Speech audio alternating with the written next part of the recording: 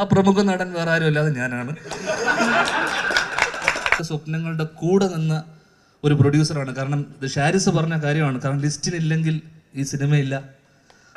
ഞങ്ങൾക്കിടയിലുള്ള പ്രശ്നങ്ങൾ ഞങ്ങൾ സംസാരിച്ച് തീർത്തിട്ടുണ്ട്. ഓക്കെ, ഇനി പ്രശ്നമില്ല കേട്ടോ, കഴിഞ്ഞല്ലോ. ആ പ്രമുഖ നടൻ വേറെ ആരും അല്ലാതെ ഞാനാണ്.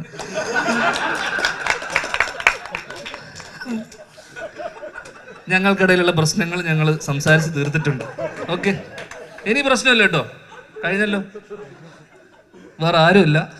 അത് അദ്ദേഹത്തിന്റെ മാർക്കറ്റിംഗ് സ്ട്രാറ്റജിയുടെ ഭാഗം. കാരണം ഈ പടം എങ്ങനെയെങ്കിലും ആൾക്കാരിലേക്ക് എത്തിക്കുക എന്നുള്ള ഒരു പ്രൊഡ്യൂസറിന്റെ വലിയ കടമയാണല്ലോ. അദ്ദേഹം ആ കടമ നിർവഹിച്ചു. അയാൾ കൃത്യമായി എന്തിന് BBC അടക്കം എന്ത് ചെയ്തു, ലിസ്റ്റിൻ സ്റ്റീഫൻ മാജിക് ഫ്രെയിംസ് എന്നൊക്കെ പറഞ്ഞു വലിയ രീതിയിൽ എവിടെയോ എത്തി അതിന്റെ ഒരു. അപ്പോൾ നിങ്ങൾ ഒരുപാട് ഉയരത്തിലാണെന്നും നിങ്ങൾ പറയുന്ന ഓരോ വാക്കും ഹൈദർ അലി ഉൾപ്പെടെ പലരും ശ്രദ്ധിക്കുന്നുണ്ടെന്ന് നിങ്ങൾ ശ്രദ്ധിച്ചു. കാരണം ലിസ്റ്റിനില്ലെങ്കിൽ ഈ സിനിമയില്ല. ലിസ്റ്റിൻ സ്റ്റീഫന് വലിയൊരു കൈയടിയാവാം എന്ന് എനിക്ക് തോന്നുന്നു. പറയേണ്ടതൊക്കെ പറഞ്ഞില്ല, ഒക്കെ അടിച്ചിട്ടുണ്ട്. ഞാൻ മലയാള സിനിമയിൽ അളിയ എന്ന് വിളിക്കുന്ന ചുരുക്കം ചില ആൾക്കാരിൽ ഒരാളാണ് എൻ്റെ അളിയൻ ലിസ്റ്റിൻ സ്റ്റീഫൻ.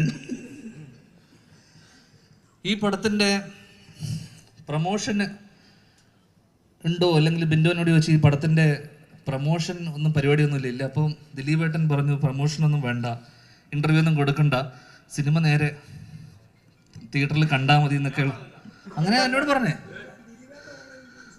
അതൊന്നും വേണ്ട നിങ്ങൾ എന്നോട് പറഞ്ഞു. അങ്ങനെ ഇതിൻ്റെ പക്ഷെ നിങ്ങൾ ലിസ്റ്റിൻ സ്റ്റീഫൻ തന്നെ ബുദ്ധിരാക്ഷസനെ തിരിച്ചറിയണം. അതാണ് പറയാൻ പോകുന്ന കാര്യം.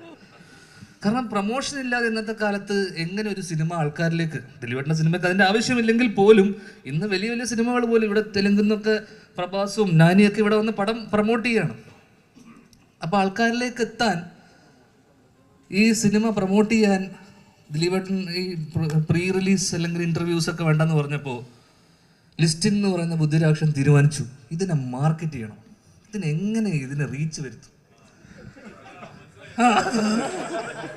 എങ്ങനെ ഇതിനെ എത്തിക്കാം, മാർക്കറ്റിംഗ് സിംഹം. അങ്ങനെ ഒരു കള്ളക്കഥ നെനയാണ് പുള്ളി. അങ്ങനെ ഇതുപോലൊരു വേദിയിൽ അല്ലെങ്കിൽ ഇതുപോലൊരു ഇതിന് മുന്നേ ഉള്ളൊരു മീഡിയൻ്റെ മീറ്റിൽ ലോഞ്ചിൽ ടീസർ ലോഞ്ചിൽ അല്ലേ, മൂവി ലോഞ്ചിൽ അദ്ദേഹം ഒരു കമൻറ്റ്, ഒരു മാലപ്പടക്കത്തിന് ഒരാൾ തിരുവെളുത്തിയിട്ടുണ്ടെന്ന് പറഞ്ഞു.